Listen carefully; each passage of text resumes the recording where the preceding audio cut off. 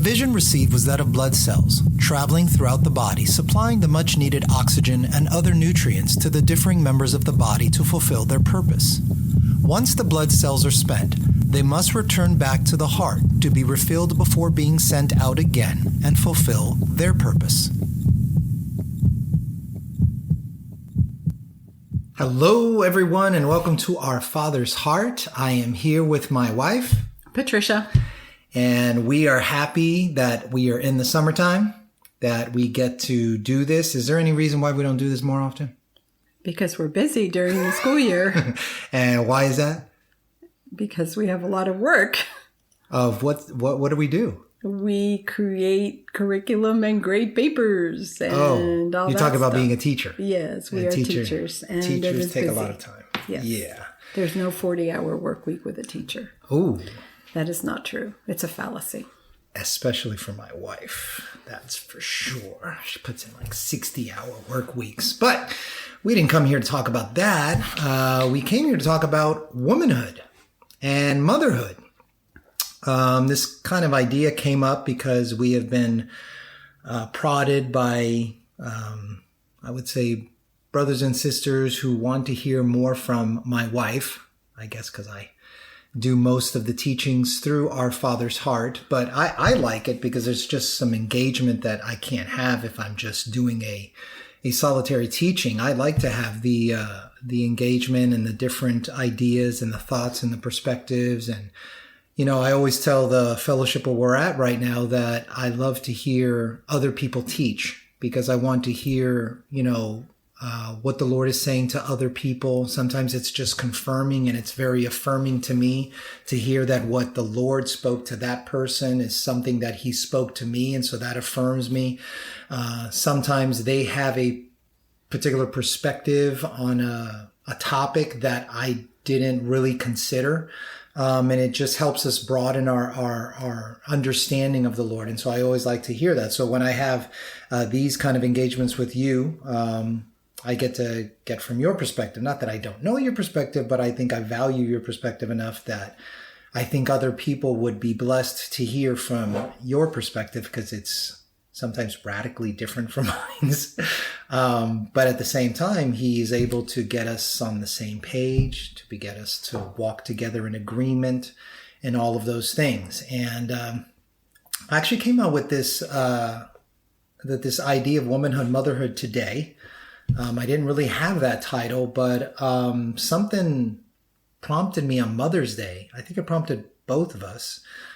Something that was shared on Mother's Day. I think Sister Terry came in and ministered, and she said something in particular about motherhood or mother and the church. And it dawned on me because did you know the word Eve? What does it mean? Do you remember? I don't. It's the mother of the living. Okay. And she brought that she tried to connect that idea with the church, and that the church is bringing forth the descendants of Jesus. Mm-hmm. And I haven't really thought it all the way through, but I thought what I could do was ask you, as a woman and a mother, what has the Lord brought you through? What has he taught you through these years that you have had a life? And this word hood is the state of being a woman, or state of being a mother. So I guess let me just kind of throw out some questions to you and we can go from there. You didn't decide to be a woman, did you? No, I was born a woman. Oh, because that's you know, that ruffles some feathers in our day. So that's not something you decided on. You were born a woman. You weren't designated or kind of labeled a woman. No. No, you were just born a woman. So were you a woman while you were in the womb? He fashioned me as a woman. That's what I was going to be born as. Right, but what I'm saying is, were you a woman after you were born, or were you a woman while you were in the womb? I was a woman when I was conceived, because that's how the Lord made me. It says that he formed and fashioned me in my mother's womb. Okay. So you weren't labeled one, you were just born one. And as a woman, Did you always desire to be a mother? No. Okay. I mean, I don't remember my childhood years. I was an only girl in my family. I had 2 brothers when I was younger, and then another one came along down, a little bit further on when I was 9. So I was I always felt I was in the minority. And in your house, you mean? Or yeah, in and the States? Well, in the States, so like the United States, you mean? Or? No, in my home, in my household. Okay. And so I think the Lord reconciled that, or, before I knew him, with just my trips to Dominican Republic. I had a lot of friends. I had a cousin. Her name is Patricia also. And we roomed together. So that was sort of a sister experience. And then I had some really close friends in my teens that made the trip to Dominican Republic with me a couple of times. So God always, before I knew him, because I didn't know him during this time, before I knew him, he always blessed me with females, but I don't remember longing for that till probably till after I came to the Lord. And then that's when that longing came, when it seemed like it was, there's a lot of things I could share, and it's not necessary to. There were some decisions I made in my youth that caused me to lose some things that people have in their early 20s that I didn't. And so when I came to the Lord, I was very mourning about how I had conducted my life, and I wanted a second chance. And so if I were going to tell you when did the motherhood thing really hit me, it was at that time when I started reading the Bible and I started seeing what mothers were supposed to be. And I said, like a godly woman of raising up a family in the model of God. So I don't want to diss my mom. She did the best she could. And she was a good mother. But there were a lot of things that I saw in the scriptures, that I saw in Christian families, that I wanted. I wanted to have that. I wanted to have the opportunity because I felt like I had forfeited it, and I asked the Lord to forgive me and give me another opportunity. So that was a prayer early on in my faith walk with God. Okay, so we've done previous podcasts where you've shared your testimony, your past, and how you came to the Lord and all of that.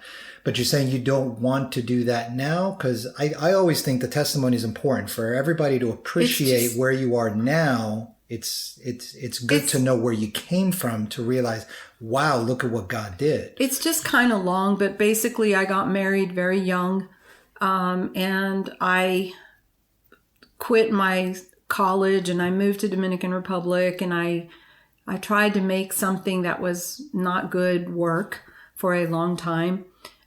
Was the reason why you got married young is because you wanted to be a mother, or that wasn't really what I just thought I was in love with somebody and I wanted to be with them, and I didn't like the long distance thing. He was Dominican and I didn't like being far away. And so there had to come a plate ahead to bridge that gap. And it was an emotional decision against all the advice that I was, I broke my parents' heart, which I really was, now in hindsight, think that was really bad that I did that. Because I didn't let them know what my plans were. I just went for vacation and I never came back. And Really? Yeah. And I didn't know that. Yeah, I did. That was bad. But they, they were good about rolling along with it once we got through all the hiccups. I had an aunt who was sort of a mediator, who took me under her wing, and she was kind of mediating, but she had fought cancer. She had been with my parents for months. Was she a relative or a friend? Yeah, she was my aunt. She was married to one of my father's brothers. And so wait a second. You were sent to DR on your regular summer trips to DR. No, it actually wasn't even regular. I usually went in the summer. Okay. Wait, I did go in the summer. Yeah, no, I'm sorry. It was a regular summer, but I was already in college. So I was in the summer break and I was in a junior college and I was applying to the University of Texas in Austin and, had made all the I was trying to think in Spanish, had done all the paperwork and done all the processes to get in, and I actually got accepted. So the idea was I was going to go spend my summer and then come back. But what I did was, I knew I was going to do this. I got a job, and then I just stayed on the job. When did you know you were going to do this? When you went to DR or before? When I went. I made that decision, and so it wasn't thought about while you were in the States, in Texas. Well, that's what I'm saying. It was something that I thought about. There were problems in my house. I wanted to get away from it. I had tried to go to college. I went away for a semester, and then I ended up getting sort of enticed back because the place I wanted to go to college was the University of Texas in Austin, and my mom was like, well, you're not going to go there if you stay in the one that I was at, because it was a 4-year college. They wanted you to change universities. They didn't want me to change. They just said if I wanted to go to UT Austin eventually, then I would have to come back to live with them and do the junior college. Which is what you didn't want. I didn't know, because it just brought me back to things that I was sort of trying to get away from. So just to remind people that may or may not have listened, you were off on your own. For a semester. Doing college on your own. You weren't with your family. Well, no, I did come back. I came back, and I was with my family for about 1.5 years. I got a part-time job, and I was doing junior college, and I also was in a relationship with someone who was in Dominican Republic. So they knew that. Yeah. I spent a lot of money on phone calls and stuff. So my job basically was to pay for my phone bills, because we didn't have cell phones and all the stuff we have now. But bottom line is, I made that decision. I went to Dominican Republic, got a job in a hotel. I had favor because I knew English, so I worked in a tourist hotel. You were bilingual at that resort time. Hotel, yes. Okay. The person who I worked with she was sort of encouraging me in it, because she also was a very independent kind of person, a little bit older than me, not much, maybe 5 or 6 years older than me. And she helped me navigate, and then I found out I could go to secretarial school and do the job. And so that's kind of what I did. So you were in love. Yeah. There was I'm looking at all the varying factors. You were I quote unquote in love. love. You saw stars. Or not stars, but hearts. They were twirling around your head. And you were poked and prodded by people that what we would say right now is like, that's an independent spirit. Yeah. And you wanted your independence. I did. I wanted independence. I wanted to get thing. out from some things, and that was the way I saw I could do that. Mm-hmm. But I went from the expression from the frying pan to the fire, because it was pretty intense, trying to have a relationship with someone who, I don't even know if he graduated from high school, honestly. He went to a military academy here, and he told me he did. And then he got into college, sort of, because there was a relative, like if I say too much, I feel like I'm disclosing too much, but there was a relative, and that was the dean of the university of the town where they grew up and where we lived. So we lived in the backyard of the parents in a like a chateau that they had built. And so I wasn't independent. I now became sort of dependent on this other family. But you were independent from what you wanted to get out from under. Yes. You did escape, but you didn't realize you escaped into another place of bondage. And so immediately into the relationship, it was, I remember, you think about the things that you do. We were young, and so we got married. It was a big party, because everything I think around him was, he could dance and we party, we would go do the Dominican partying, And so we got married, and we had a hotel in the capital, and we lasted 2 nights, and then we wanted to be back because it was around New Year's. It was December 29th. We wanted to be back with everybody. So we cut our honeymoon short and went back so we could go to this New Year's Eve party with everybody else. And so, I just think about that now. I had forgotten about that, but I remembered when I was talking. And so anyway, it was a battle. It was a struggle. Transportation. I lost a lot of weight. I left my job in the hotel because I lived in a town that was 30 minutes away, and it was getting hard. 30 minutes doesn't sound like a lot, but I didn't have a car. So I had to do like 3 buses to get to my job. And then lunchtime, somebody would give me a ride from where I worked.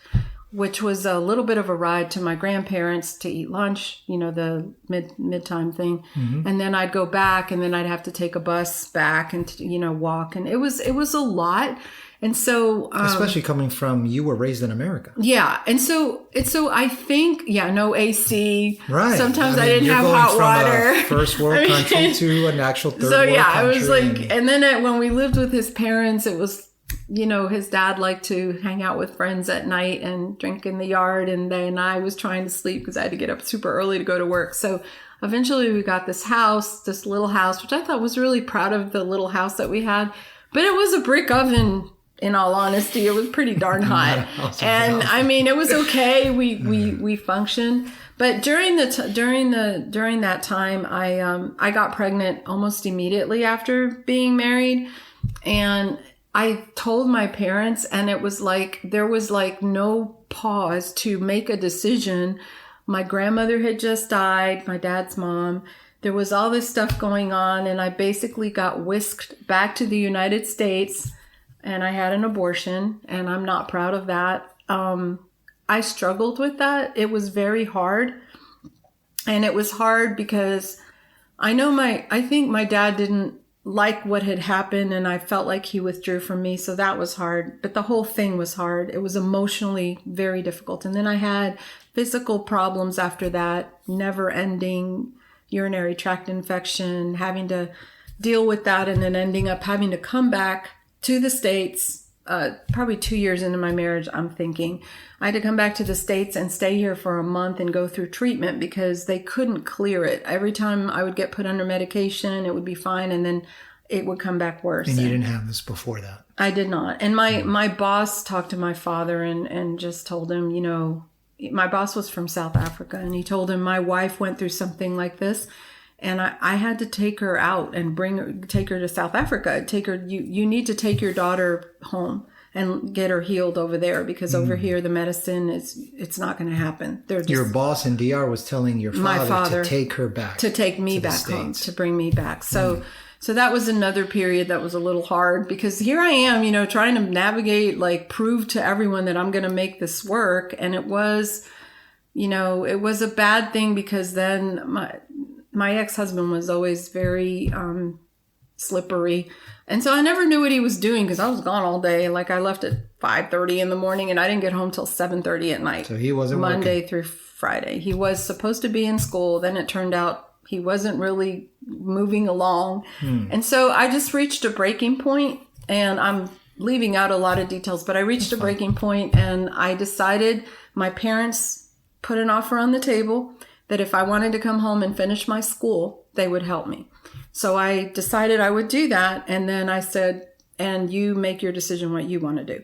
And so eventually he followed me here to Texas. My parents, we lived with them. That was hard. Then we lived in an apartment. That was hard. And so, my life just kept being like a roller coaster. We'd do okay. We'd fix things. We'd get going, and then we'd slam dunk. But I did finish my college with my parents' support. And then we had our first major split. He left me, or he was involved with someone, or something like that happened. I moved in. I was actually thinking about this because I was watching the news in Texas about the flooding. There was a girl that I worked with in a secretary. And I graduated with a psychology degree, and I ended up working for an attorney. And then that attorney joined back with a law firm. And so I met some legal secretaries. Well, I never felt like a legitimate legal secretary, because I wasn't. I was kind of learning on the fly. And that's kind of been the story of my life all my life. But anyway, I got good at it. But she took me under her wing, and she was married, had 2 kids. She had diabetes, so she had her challenges, but she was a very calm person. And when she saw me struggling with all the things that I was struggling, she and her husband opened their house to me. And so there came a moment where I found out there was a woman, and I left, and I skedaddled, and I moved with them.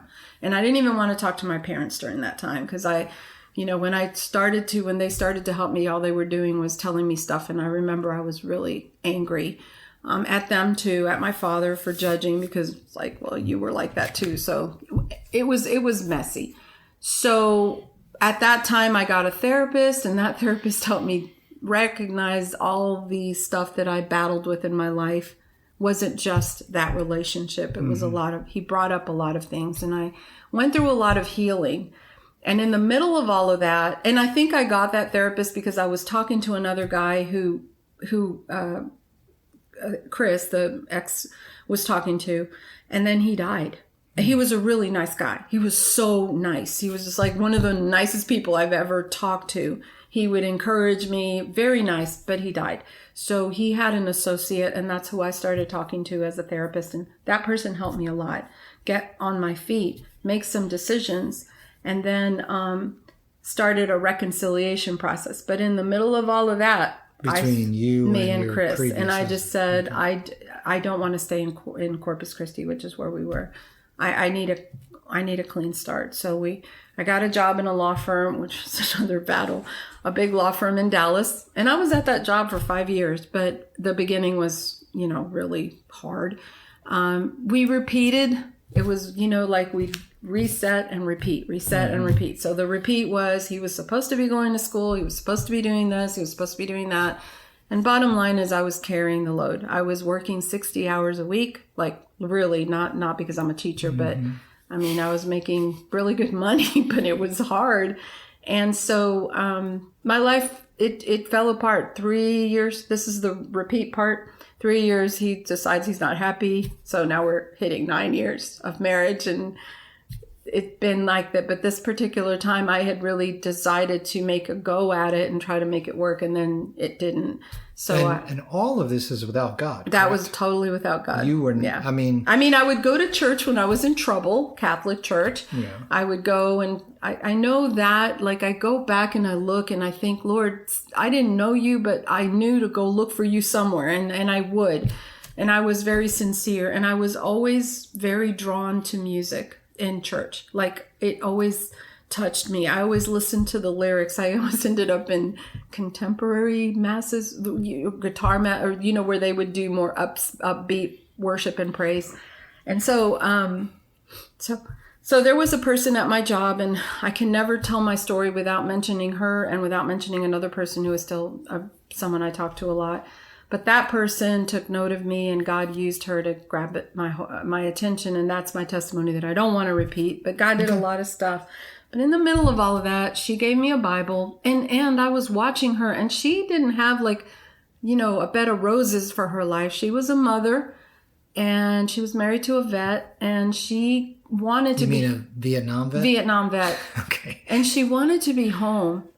But, he had the issues that come with post-traumatic. Coming back from war. And he was reclusive, but for some reason he took a liking to me, and he came out, and she told me that he never comes out for anybody. And he would talk to me. He would sit at the dinner table. He would talk to me about God. He told me to get out of the Catholic Church. We had really interesting conversations, but they basically adopted me. So every weekend I was going home with them. So I was really, really, really lonely.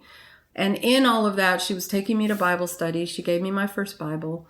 And so when I was reading the Bible, I started with James, which is interesting because I always love James. Like, my husband just did a podcast on James, and I did a study on James, and I remember... Shameless plug. It always reminds me, like, how much James ministered to me, because I read the whole book, and I went back to my friend. I'm like, well, what do I read next? And I know she was probably so excited. It was like, whoa, this person just dropped in my lap. But to me, I was being a pest. Mm-hmm. She was praying a lot for me.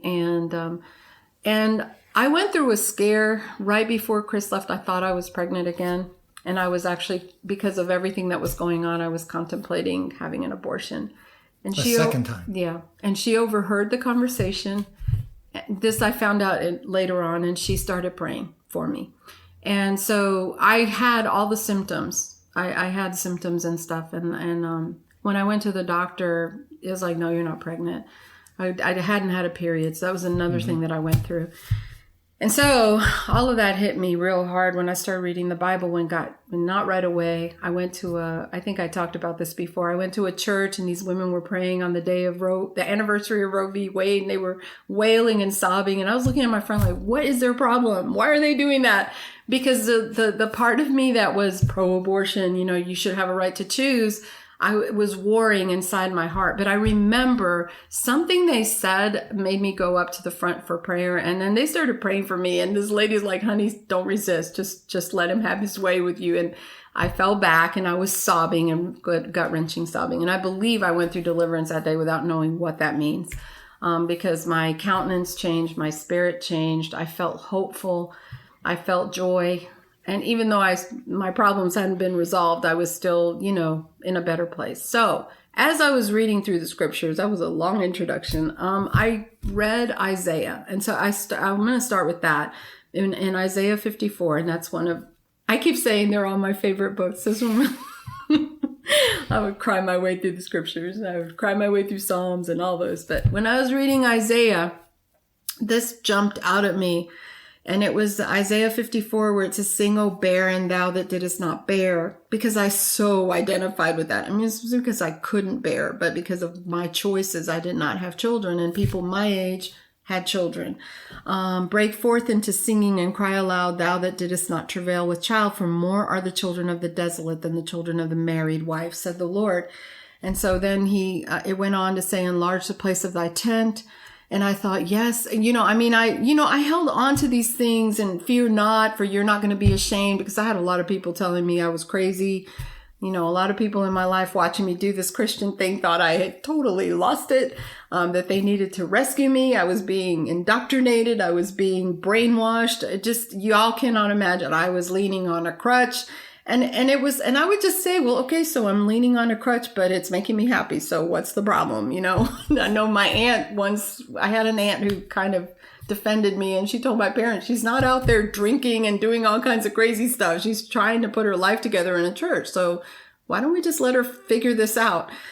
So I do appreciate people that did that. And some people that could not identify with my faith at all supported me completely. Like my brother's ex-wife, she was my sister-in-law at the time, was very supportive, went to church with me a couple of times, and just kept saying, that she had seen a change. So that I was getting the feedback. So that was the first scripture the Lord gave me. And then I know I was reading books and I was doing all kinds of stuff. And one day I remember just completely falling apart in the middle of my living room and just crying and sobbing and saying, Lord, I have messed up my life so royally bad and I don't deserve another chance to fix it. But I really want to have the opportunity to be a mother. I want to be a wife and to be a mother and to have a family like all these people in the church, to have a family like the Bible. I want to do that. I want that opportunity. And all of that happened around the time that I was pursuing law school. I went and I took all the classes and I did exceedingly well on the exam, and I got scholarship offers from and some other places, a place in Dallas. And when I was getting the acceptance letters and offers and stuff, and I was not happy. And I asked the Lord, why am I not happy? This is what I wanted. And I remember talking to my friend. She was very quiet because she didn't want me to be a lawyer. She knew I wouldn't be happy being a lawyer, but she didn't say anything. She just prayed. And then I realized God let me go through all that. He let me get all the desires of my heart to find out that's not really what I want. And so I let it go. And then I really got my family mad at me. That was when everything really was bad, because all the plans and the other part of it is if I went to law school, I was going to have to depend on my parents again. And I did not want that, if I'm going to be honest. So then I decided I wanted to be a missionary. So then I went to ministry school. And I loved ministry school because I got to study the word even more and learn all about the Lord even more. And as I was graduating from ministry school, there was, they did this ceremony where they brought in a prophet from out of town that did not know us to prophesy over us. And so I remember all these people were getting these really amazing prophecies, and I was scared because I thought, what is God going to say to me? What qualities do I have that's going to launch me off to do something, whatever. And I really I just wanted to hear God. I remember thinking, and I was scared I wasn't going to. I was scared he was going to say, no, I don't have anything for you. But I was so wrong. As soon as he started talking, I started sobbing, and because I received everything he said. But I had it recorded somewhere, and got lost, but it never left my mind ever. And basically he said that I was like Moses, that he had people, he had baskets, and he had people that were putting me in the basket and people that were taking me out. And that so fit my life, because there were, where I worked out, there was a girl who was ministering to me. At my job, there was someone who was ministering to me. I met some people at this church that was 40 minutes away, and they lived 5 minutes away from me. So I was driving to church with them, and all of these people adopted me. Like, they would take me into their life. I was hanging out with their family. So there was not a moment that I was alone. It was just, and then when I went to ministry school, I made some really good friends. I went to Thanksgiving with somebody mainly because she needed a ride, and I had a stick car. And she's like, so why don't we ride in your car? And I said, okay, great, we can share. She goes, and then you drive, because I don't know how to drive stick shift. I'm like, okay, that's the way this works. But I had a really nice time. It was in Kansas. So this guy was giving that prophecy, and then he said, the Lord sees darkness. And I'm like, oh boy, here we go. That's where I'm going to get exposed. Is that he sees darkness in your heart of things that you have gone through, wounds. But there's going to come a time that he's going to flood so much light into that you're going to see it like a scar. But when it gets touched, it will not affect you. And he is going to give you a family. And he's going to set you into family. That was the first word he said. He's going to set you into family.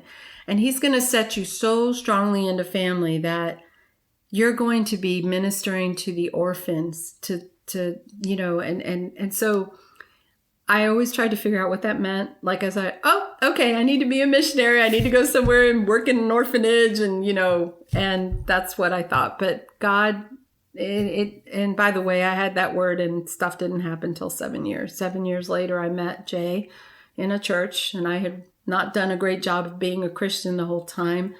I fought with God a lot. I fought with him about the word. I kept telling him that I didn't want to hold on to something if that's not what he had for me. I wanted him to take the desire out, because I kept standing on delight yourself in the Lord and he will give you the desires of your heart. And I'm like, well, obviously I'm delighting in you and I'm not getting desires. So then take those desires away, because I don't want them anymore, because I want to be happy with you. I want to be content. But he didn't take that desire out. And it's because he was going to fulfill the word. Do you want to take a breath? No, I'm good. You don't want to take a breath? I do better when I roll. Okay. Yeah. So I got married, and then my husband, and I was up in age. He was younger than me. And my husband's sitting there talking about waiting a couple of years. And I'm thinking, into my mind, I didn't say anything to him. Like, I don't know, how much time do I have to have a baby? Because I was always self-conscious. It's like everything I set out to do, I was always not prepared as other people. So I said that about the secretary. Now here I am, an older woman having babies. And so, I got pregnant on our honeymoon, and I didn't know I was pregnant. But so my first daughter was such a joy, and I really enjoyed my children. I enjoyed them. I had challenges. I remember struggling, trying to figure out how I can clean a house and take care of 2 babies, because I had very moving happening babies. We had a park group, and I was the mother that didn't ever get to sit down because my son would not sit still, and I lost him a few times. My daughter was very energetic. She loved to sing, but I just really enjoyed singing with them, hanging out with them, doing stuff with them, waiting for dad to get home, and then he would take a bath or give them a bath, so then I could kind of rest. But it was just like my dream continually developing. We had hiccups, we had bumps, and if I look back, I probably sweat some things that I didn't need to. So if I were going to give counsel to people, I always tell them, if I could give advice to myself younger, this is what I would say, because hindsight is 20/20. But I don't have regrets. And every stage of their life was exciting for me. We homeschooled, so I enjoyed that. I really enjoyed that. Just like I tell people, teaching is hard. And if you look at it, it doesn't make sense, everything we do. But if you love it, it's okay. I love teaching, so it's okay. So for me, I love being a mother. I love being a wife. I love cooking for my husband. He loved my food. That was a big deal. Because I still don't understand why, but I had gotten okay. wounded with that one. It just being compared to Dominican ladies and how they cook. And I learned, I learned, and I actually, I started cooking for friends in the last separation, and they always loved my food. And I remember I would be so touched that they were so excited about whatever I had made. And so I started getting a little more confident over time. But, there's the scripture that God gave me today, because my husband's been asking me to think about this, and I don't work the way he does. I do pray and think about things, but I marinate in my head more than on paper, although I take a lot of notes. But today the Lord dropped something in my heart, and it was based on, I believe, because we're reading prophets, and it was something that the prophet said that triggered it. And I was thinking about it. And then I was walking around the pool after I do water aerobics. I walk around the pool, and this scripture came, and then I was searching for it because I don't remember where scriptures are. I just know what they say, but it's in John 16, and I think it's verse 21. So let me just go there real quick. And it says, a woman, when she is in travail, hath sorrow, because her hour is come. But as soon as she is delivered of the child, she remembereth no more the anguish for the joy that a man is born into the world. And so I think about that in my life with our children, with difficulties that we've had in our marriage, challenges that we've had in ministry, heartbreaking things with our kids as they grew up. And still things that we deal with. I think I always wanted to have a close-knit family. I wanted us to be what God said we need to be. And it doesn't really jive with the way the world sees family. And even the church to some degree, because a lot of the world has gotten into the church on a lot of thinking. We're very old-fashioned in our house, and we raised our kids that way. And they've all gone through their stages where they kind of resented that. And now they're coming, it seems like they're appreciating it. But I know that the reason is because God laid in our hearts that we needed to lay a foundation in them. We needed to teach them the word, but not just teach them the word so they can rotely repeat it, but live it out and teach them how to live it out. And so the thing that I see in that scripture is that no matter what trial, whatever we go through in life, it's not fun. That part is not fun. Birth pangs are not fun. I don't care what anybody says. Some people are blessed and they don't have to go through the birth pangs, but the birth pangs they're hard. But I know for me, when I went through it with each child, it was a little bit easier, and it was exciting because it was a little bit weird because I didn't know what to expect, but it was exciting because I knew the outcome was that I was going to have a child. And I do remember with our first daughter, I didn't even get to have her natural birth, and I was very upset about that because we worked really hard to find out how to do that, and felt that I wasn't given the opportunity to have her naturally. And then later on, when I went to a midwife, that was confirmed. So my daughter, I remember when I held her in my arms, I drove my husband nuts in the room because I was out. They had to give me a lot of morphine, and it knocked me out. So I don't remember. Because you had a C-section. I don't remember a lot of pieces of and I don't remember her except hearing him say she has a full head of hair. Mm-hmm. And so when I woke up from that fog, I was crying. I want my baby. I want to see my baby. I think it was 1:00 in the morning. And so they brought me our baby. And when Lydia was in my arms, it was such I can't describe the moment. It was just so fulfilling. It was just so awesome. And I remember everything about her fascinated me, and everything about each of our children fascinated me. I would watch them, and my son, who is still this way, was extremely independent as a baby. He was not a like hold me and cuddle me kind of baby. And then our youngest was, clingy, cuddly, but colicky.